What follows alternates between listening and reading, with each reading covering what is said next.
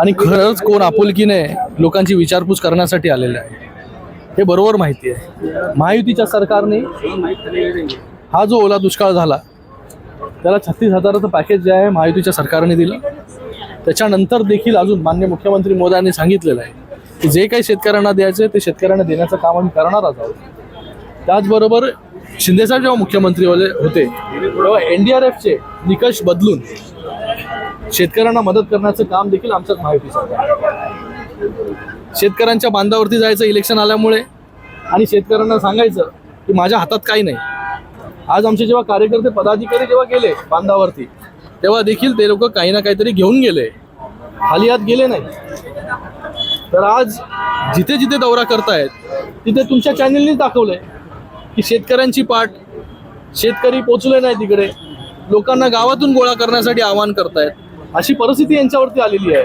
कारण की जेव्हा 2.5 वर्ष जेव्हा मुख्यमंत्री होते तेव्हा यांचं सरकार होतं तेव्हा कुठली मदत जी आहे शेतकऱ्यांना केली? तर शेतकऱ्यांना महायुतीच्या सरकारवरती पूर्ण विश्वास आहे आणि जी काय मदत होणार आहे ती महायुतीच्या सरकारच्या माध्यमाने होईल। कधी होईल असं वाटतं तुम्हाला? मुख्यमंत्री मोदयांनी सांगितलेलं आहे, मला वाटतं परवाच त्यांचं स्टेटमेंट आहे की लवकरात लवकर जी आहे कर्जमाफी जी आहे ही पूर्णपणे ही शेतकऱ्यांची करण्यात येईल। त्याच्यावरती शिवसेनेची काय भूमिका असेल? भूमिका म्हणजे आता महायुतीमध्ये आपण लढणार आहे की स्वबळाचा काही नारा वगैरे आहे? महायुतीमध्ये सर्व नेते यांनी अगोदरच सांगितलेलं आहे की महायुतीमध्ये आपण विधानसभेची निवडणूक लढलो, लोकसभेची निवडणूक लढलो, आता ही कार्यकर्त्यांची निवडणूक आहे।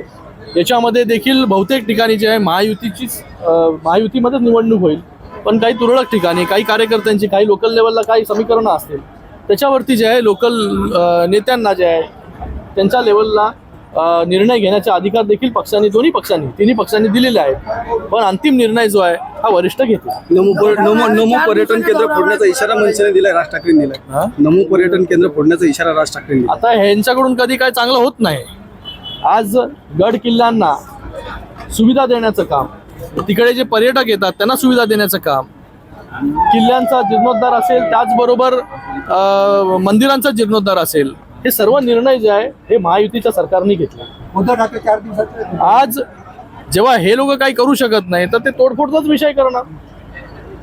एवढी आग पकड होण्याची गरज काय आहे की जिथे पायथ्याशी नमो सुविधा केंद्र जे आहे लोकांना इन्फॉर्मेशनसाठी हे सगळे केंद्र तिकडे उभे राहणार आहेत। यांनीच जे आहे नरेंद्र मोदीजींचं तोंड भरून कौतुक जे आहे काही वर्ष अगोदर केलं होतं। उद्धव ठाकरे हे 4 दिवसाच्या दौऱ्यावर आहे मराठवाड्याच्या, काय सांगा? शुभेच्छा त्यांना देतो। आता गेले ते, मला वाटतं आता की जात आहेत ते सगळीकडे। रिस्पॉन्स काय मिळतोय हे तुमच्या वृत्तवाहिनी जे आहेत हे दाखवत आहेत सगळीकडे, आणि लोकांचा देखील जो आहे हा विश्वास जो आहे हा निवडणुकीच्या वेळेस तिथे येणार, काहीतरी खोटी आश्वासनं देणार, त्याच्यावरती राहिलेलं नाही।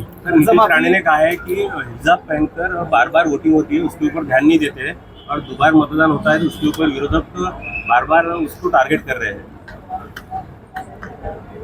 इलेक्शन कमीशन की प्रेस कॉन्फ्रेंस आपने कल देखी होगी कि उन्होंने उसके अंदर क्लियरली कहा है कि जो दो बार जिसका नाम है उसके नाम के आगे जो है स्ट्राइक मार्क आएगा और वो आइडेंटिफाई किया जाएगा, उसको निकाला जाएगा। तो मुझे लगता है कि कल के प्रेस कॉन्फ्रेंस में बहुत कुछ चीज़ें जो है क्लियर हो गई है। तो जिसका बोगस नाम है, जिसका 2 बार नाम है, ये सब के ऊपर कार्रवाई जो है वो शिंदे साहेबांनी आणि दोन्ही साहेबांची मध्ये घुसखोर चालल्याची चर्चा आहे, काय? अरे बाबा, चर्चा आता तुम्हीच घडवता चर्चा या सगळ्या गोष्टी।